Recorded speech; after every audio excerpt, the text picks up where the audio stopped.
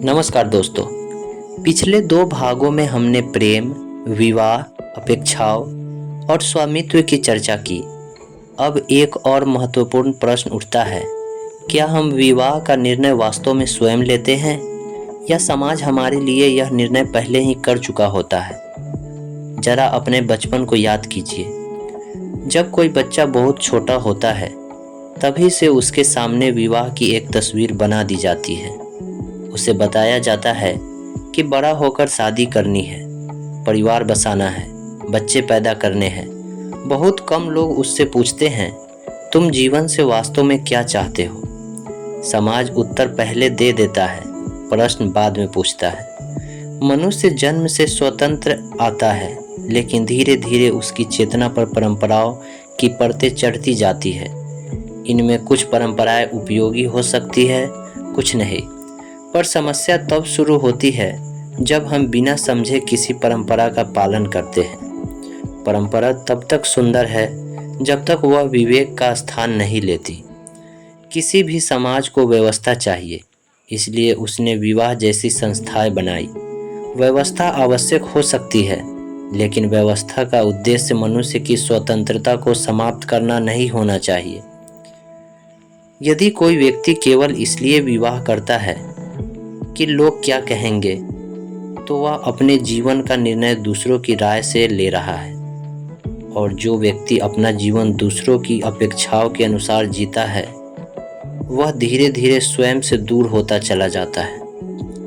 एक बात पर ध्यान दीजिए, अक्सर विवाह से पहले पूछा जाता है, लड़का कितना कमाता है, लड़की कैसी दिखती है, परिवार कैसा है, जाति क्या है, समाज में प्रतिष्ठा कैसी है। लेकिन बहुत कम लोग पूछते हैं, क्या ये दोनों एक दूसरे के सम्मान करते हैं? क्या ये दोनों संवाद करना जानते हैं? क्या दोनों भावनात्मक रूप से परिपक्व हैं? क्या दोनों एक दूसरे की स्वतंत्रता का सम्मान करेंगे? हम बाहरी बातों पर बहुत समय देते हैं, भीतरी तैयारी पर बहुत कम। यही कारण है कि भव्य विवाह भी कभी कभी भीतर से खाली रह जाते हैं।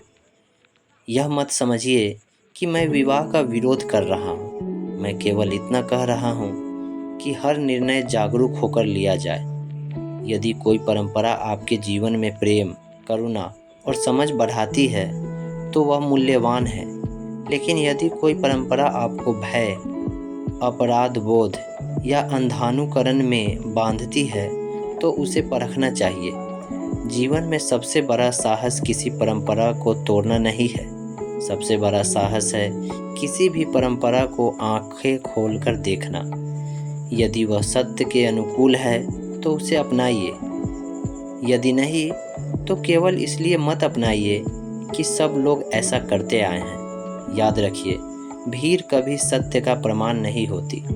सत्य का प्रमाण केवल आपका जागरूक अनुभव हो सकता है। विवाह तब सार्थक बनता है जब दो व्यक्ति समाज को खुश करने के लिए नहीं, बल्कि अपने भीतर की अस्पष्टता और प्रेम के कारण साथ चलने का निर्णय लेते हैं। जहाँ निर्णय स्वतंत्र होता है, वहाँ संबंध में सम्मान आता है। जहाँ निर्णय दबाव में होता है, वहाँ शिकायतें जन्म लेती है। इसलिए अगली बार जब आप विवाह के बारे में सोचें, तो पहले स्वयं से पूछें, क्या मैं प्रेम से निर्णय ले रहा हूँ या भय से? क्या मैं समाज की आवाज़ सुन रहा हूँ या अपने अंतःकरण की? इन्हीं प्रश्नों के उत्तर आपके पूरे जीवन की दिशा तय कर सकते हैं।